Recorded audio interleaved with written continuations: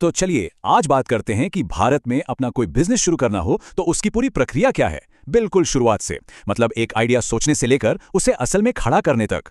अक्सर ऐसा होता है कि अपना बिजनेस शुरू करने का ख्याल तो आता है, पर यह समझ नहीं आता कि पहला कदम कहां रखें, है ना। यह सोचना ही सबसे मुश्किल लगता है। लेकिन फिक्र की कोई बात नहीं, इस पूरे सफर का एक पूरा रोड मैप हम स्टेप बाय स्टेप तैयार करेंगे। तो चलिए इसमें थोड़ा और अंदर चलते हैं। देखिए, किसी भी कामयाब बिजनेस की जो नींव होती है ना, वो एक बेहतरीन आइडिया और उसकी मजबूत रिसर्च पर टिकी होती है। यह सबसे पहला और सबसे जरूरी कदम है। तो सवाल यह है कि एक अच्छा बिजनेस आइडिया चुने कैसे।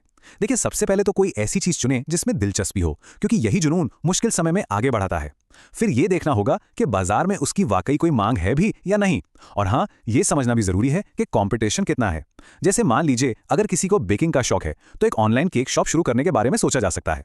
अच्छा, आइडिया फाइनल होने के बाद आता है मार्केट रिसर्च का काम। सबसे जरूरी बात यह है कि पहले अपने कॉम्पिटिटर्स को पहचानें, फिर ये समझें कि ग्राहकों को असल में चाहिए क्या, और उसी के आधार पर अपने प्रोडक्ट या सर्विस की सही कीमत तय करें। इसके लिए ना गूगल पर सर्च करना, यूट्यूब पर रिव्यूज देखना और मौजूदा कस्टमर रिव्यूज पढ़ना बहुत काम आ सकता है। ठीक है, तो आइडिया और रिसर्च तो हो गई। अब चलिए अगले कदम पर चलते हैं और देखते हैं कि इसे एक ठोस योजना, एक कानूनी ढांचे में कैसे ढाला जाए। एक सिंपल सा बिजनेस प्लान बस इन 4 सवालों का जवाब देता है। बिजनेस में क्या बेचा जाएगा, टारगेट कस्टमर कौन होगा, उन तक प्रोडक्ट या सर्विस पहुंचेगी कैसे, और सबसे जरूरी, शुरुआत में कितने पैसे मतलब कितने निवेश की जरूरत पड़ेगी।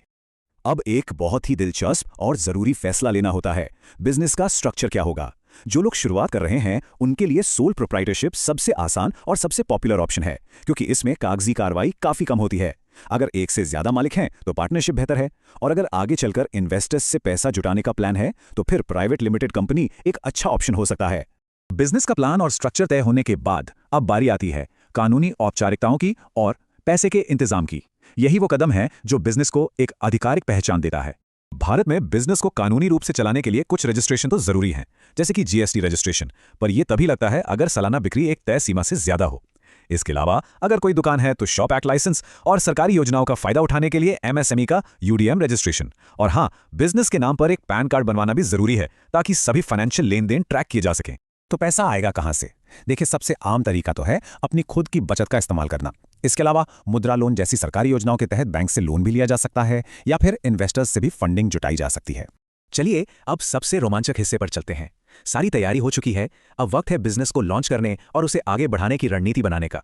आज का जमाना डिजिटल है, ग्राहक ऑनलाइन है, तो मार्केटिंग भी ऑनलाइन ही होनी चाहिए। मतलब इंस्टाग्राम और फेसबुक जैसे social media platforms, WhatsApp marketing और गूगल पर अपने बिजनेस को लिस्ट करना, ये सब अब कोई ऑप्शन नहीं बल्कि जरूरत बन गए हैं।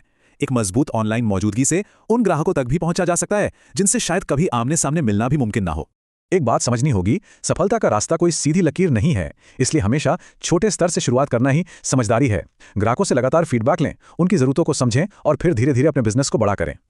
और हमेशा याद रखिए, हर बड़ा सफर एक छोटे से कदम से ही शुरू होता है। सबसे मुश्किल काम तो अक्सर बस वो पहला कदम उठाना ही होता है।